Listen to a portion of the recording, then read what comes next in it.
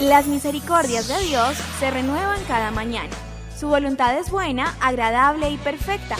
Bienvenidos a una nueva emisión de Vidas con Propósito, para volver a vivir.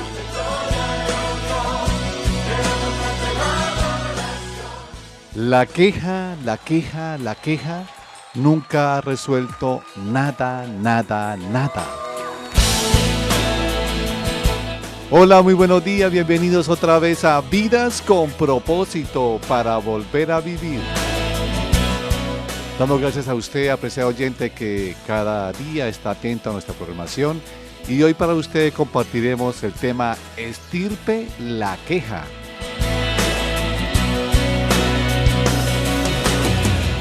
Tú nos creaste con un propósito. Estirpe la queja, nos acompaña Ángelo Becerra, pastor de la comunidad Vida con Propósito, quien responderá a este tema. Buenos días, Pastor Ángelo. Buenos días, Oscar, y buenos días, estimado oyente. Muchas gracias por escucharnos. Esperamos que con este tema de hoy acabemos de una vez con la queja, que bueno, es una tentación tan fuerte en nosotros. Somos reactivos frente a los conflictos, frente a los desafíos, frente a las pruebas. Que el Señor nos ayude a abandonar la queja. Pues oyente, usted puede volver a escuchar nuestros programas.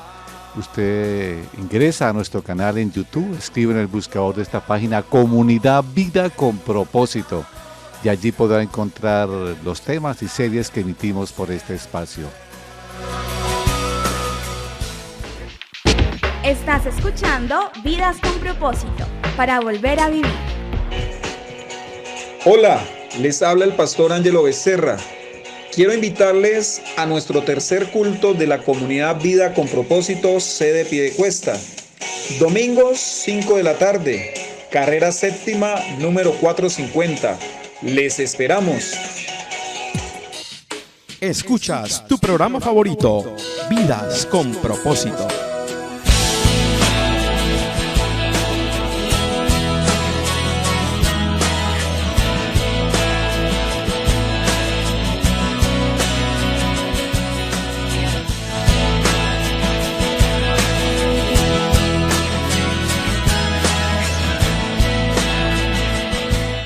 Bueno, Pastor Ángelo, ya que vamos a hablar hoy de estirpe la queja, ¿cuáles son las quejas más comunes de los colombianos?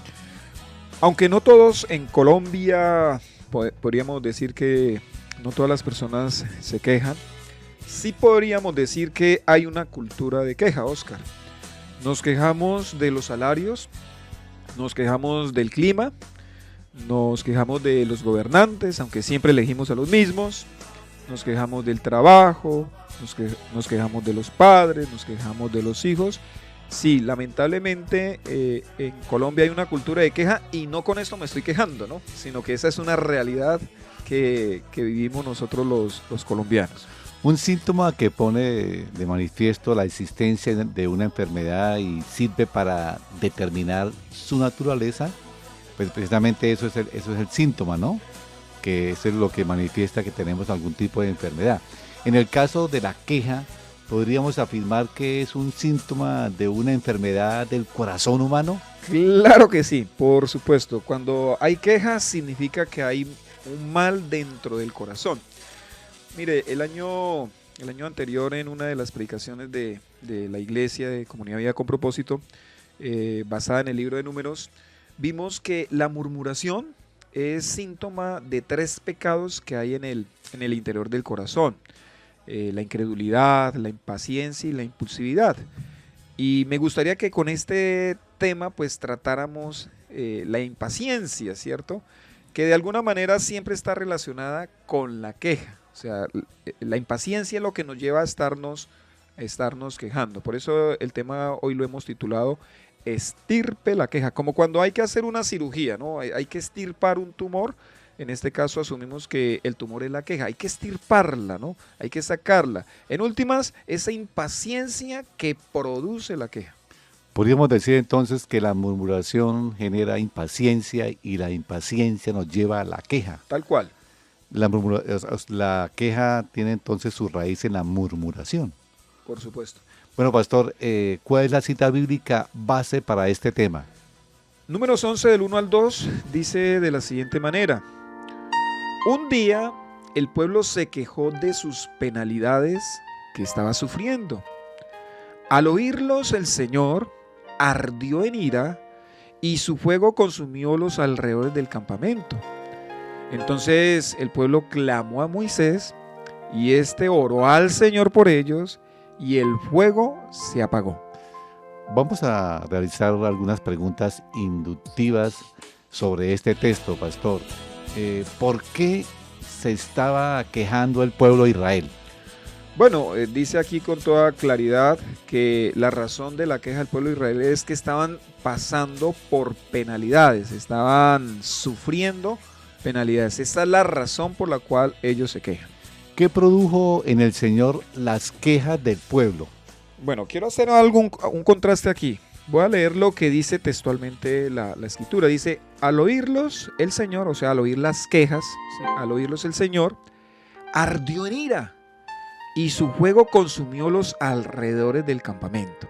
Bueno, cuando uno analiza el pasaje, pues el pasaje nos está diciendo que realmente ellos estaban pasando por penalidades, o sea, estaban sufriendo. Y no dice que la reacción, por ejemplo, no dice aquí el texto, al oírlos el Señor, entonces les envió a ángeles con agua helada, con comida. No. Dice que al oírlos el Señor, Él ardió en ira y su fuego consumió los alrededores del campamento. O sea, si hay algo que a Dios le incomoda, le enerva, le produce ira, es que sus hijos, su pueblo, nos estemos quejando. Así nuestras quejas, digamos, tengan como que razón o tengan peso o tengan de alguna manera o estén asociadas a una circunstancia real. O sea, aquí el escritor bíblico Moisés no está negando que ellos realmente la estaban pasando mal, pero al mismo tiempo nos dice que la reacción de Dios fue ira. O sea, nunca se justifica la queja. Delante del Señor no, pues eso funciona en las EPS, ¿cierto? En las entidades estatales, hay oficinas de quejas, reclamos, sí, las preguntas, bueno, toda esa cosa, pero al Señor nos debemos acercar con otra actitud, no con una actitud quejosa. Bueno, una tercera pregunta inductiva. ¿Qué hizo el pueblo y Moisés ante la ira del Señor? Bueno, en el versículo 2 está la respuesta. Dice, entonces el pueblo clamó a Moisés, vea, y este oró al Señor por ellos y el fuego se apagó. Por eso la frase con que iniciamos el programa de hoy.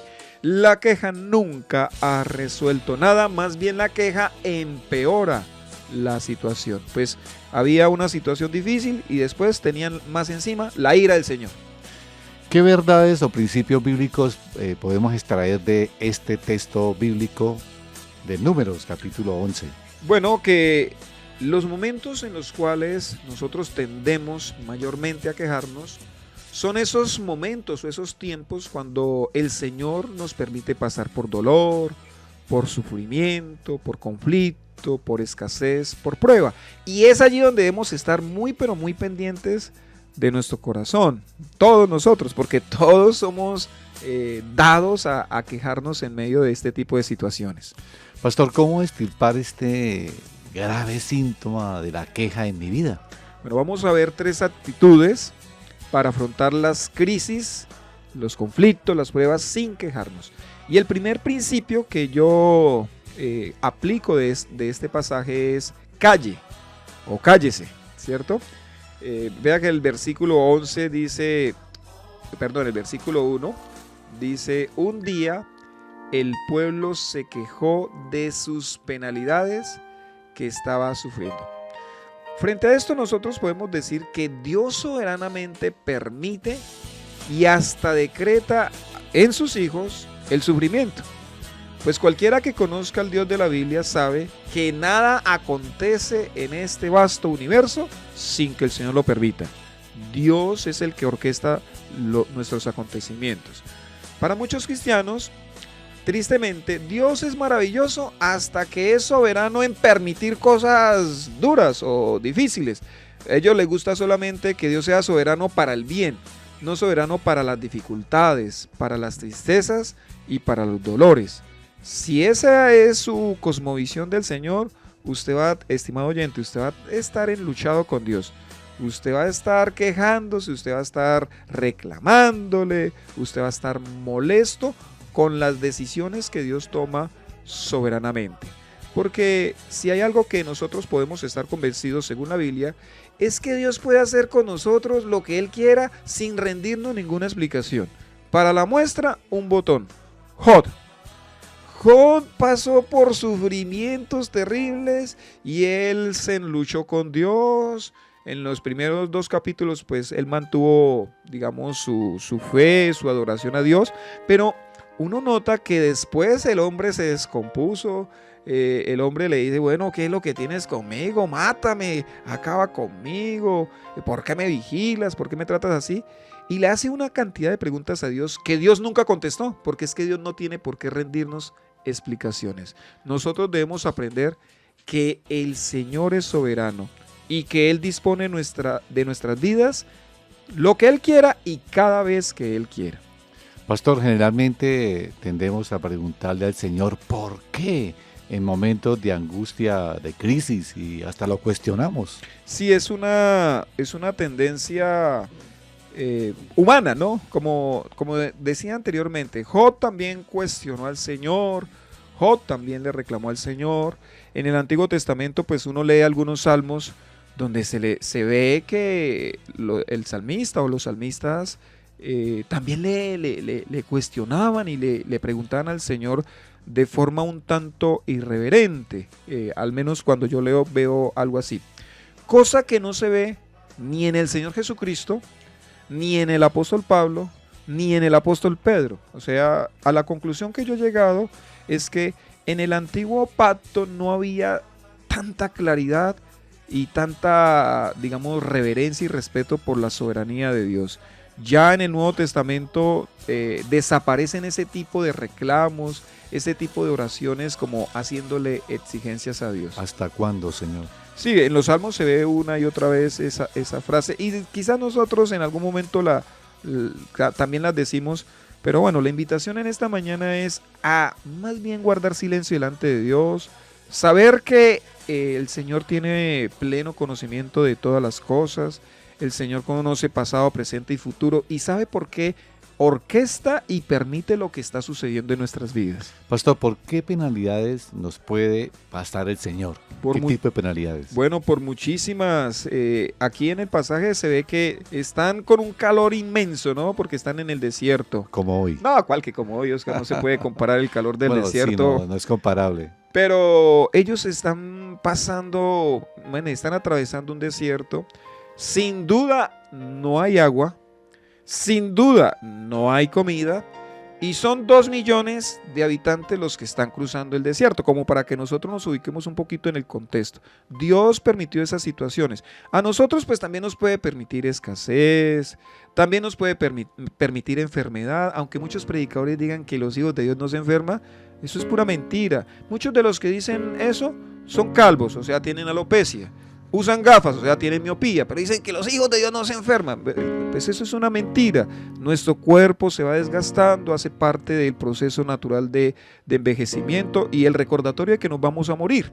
Entonces, también el Señor puede permitir en nosotros enfermedad, puede permitir conflictos, puede permitir pérdidas, traiciones. Dios puede permitir en nosotros lo que Él quiera. Estamos en Vidas con Propósito con el tema Estirpe la queja. Esta se da mayormente en nuestras vidas en tiempos de crisis. Así que es necesario asumir 3 actitudes para afrontar la crisis sin quejarnos. La primera vista anteriormente es calle. Pastor, ¿cuál debe ser la segunda actitud que debo tener frente a la queja? Mira, Números 11:2 dice, al oírlos, el Señor ardió en ira y su fuego consumió los alrededores del campamento. Esto es impresionante. Como decía anteriormente, el Señor no dijo, ay, pobrecitos, ellos tienen sed, ellos tienen calor. No, al Señor no le gusta porque Él soberanamente orquesta lo que quiera en nuestras vidas. Veas, Dios no ve la queja como nosotros la vemos. Para Él, la queja es un pecado muy pero muy grave. ¿Por qué? Porque toda queja es una abierta rebelión contra su soberanía. Así que si te vas a quejar, recuerda que la disciplina de Dios debes soportar. Si no soportas la penalidad y te quejas, entonces tendrás que soportar la disciplina de Dios. Este fuego que ardió a los alrededores del campamento tenía como propósito que el pueblo de Israel temiera y se arrepintiera de, obviamente, del pecado y de toda su rebelión contra el Señor. Pero pastor, 3 actitudes para afrontar las crisis sin quejarnos. Calle, primero, y segundo, soporte. ¿Cuál debe ser la tercera actitud que nos enseña el libro de Números? El tercero es clame. En el versículo 12 dice: entonces el pueblo clamó a Moisés y éste oró al Señor por ellos y el fuego se apagó. Vea, lo primero que debieron hacer los israelitas fue lo último que hicieron. Ellos debieron haber clamado a Moisés como su líder, ¿cierto? Moisés, está pasando eso, está pasando lo otro, sin quejarse. Ellos no clamaron en medio de sus penalidades, pero sí tuvieron que clamar en medio de la disciplina. A muchos cristianos nos pasa, ¿no? Aquí vemos el corazón pastoral de Moisés. El texto dice que Moisés oró por ellos. ¿Qué talla la de este líder? Así debemos ser nosotros los líderes, a la manera de Moisés. No incurrir también en quejas junto con el pueblo, sino ir a la presencia de Dios y orar a favor del pueblo. El hecho que el fuego se haya apagado, entonces, también nos muestra la naturaleza de Dios. Vea, Dios fue justo, pues Él hizo que ardiera el fuego en el campamento. Pero también Dios fue amoroso, porque ante el clamor de Moisés, hizo que el fuego se apagara. Vemos en un mismo pasaje, en 2 versículos, vemos la ira de Dios, pero también vemos la gracia de Dios. Es decir, el clamor atrae el amor de Dios. Cuando yo le clamo, cuando yo me humillo, cuando yo no le reclamo, sino que le clamo, entonces yo empiezo a ver la respuesta amorosa de Dios. Pastor, ¿podríamos hacer aquí una aplicación a nuestro contexto de país? Usted sabe que el año anterior hubo varias movilizaciones, digamos, por la situación que vive el país o por las penalidades, si aplicamos el texto de Números. Podríamos decir que como cristianos nuestra actitud no es de quejarnos, sino de clamar al Señor por nuestra nación. Eso es lo que nos manda las Sagradas Escrituras. Las Sagradas Escrituras a nosotros nos invitan a orar, a clamar por los gobernantes, no a sublevarnos contra los gobernantes, que es lo que uno ve en todo este tipo de marchas, en todo este tipo de convocatorias, saqueos, vandalismo y demás. Y es triste que cristianos participen de este tipo de propuestas. La Biblia, imagínense que Pablo escribe eso, Oscar, en el que clamemos por los gobernantes y demás, lo escribe en en un imperio, ¿cierto? Que fue cruel, que fue injusto, que fue malvado, y Pablo escribe de su puño y letra, inspirado por el Espíritu Santo: oren por sus gobernantes, oren para que tengamos paz y vivamos quietamente. Pero uno ve que a veces algunos cristianos son los que empiezan a alborotar, como dicen por ahí, el avispero. No, esa no es una conducta cristiana. Pastor, como cristianos, Cristo es nuestro referente, nuestro modelo.